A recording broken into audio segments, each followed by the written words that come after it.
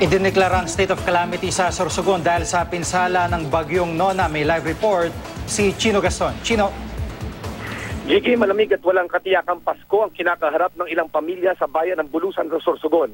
Tulad ng pamilya Gautani, ang kanilang bahay ay nawasak ng rumaragasang tubig dagat matapos bumigay ang seawall sa kanilang barangay. Pansamantala silang nakikitulog sa kanilang mga kapitbahay. Nagpaabot naman ng tulong ang lokal na pamahalaan at namigay ng 5 kilong bigas at ilang lata ng canned goods para sa mga nasalanta ng bagyo. Naglalaki ang alon sa kasagsagan ng bagyo at matinding hagupit ng hangin ang dumurog hindi lamang sa seawall kundi sa iba pang mga bahay malapit sa dagat.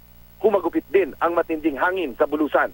Si Lola Elohia Espanyol nadaganan ng mga yero at haligi nang biglang bumagsak ang kanyang bahay. Mabuti na lamang at marami raw ang sumagip at tumulong sa kanya. Maraming bahay din, Gigi, ang nawasak sa bayan ng Kasiguran. Kita sa mga dalampasigan ang mga nadurog na bahay. Sa tindi ng hangin, natuklap naman ang malaking bahagi ng bubong ng gymnasium ng Kasiguran. Nilipad daw ng hangin ang mga yero sa kasagsagan ng bagyo.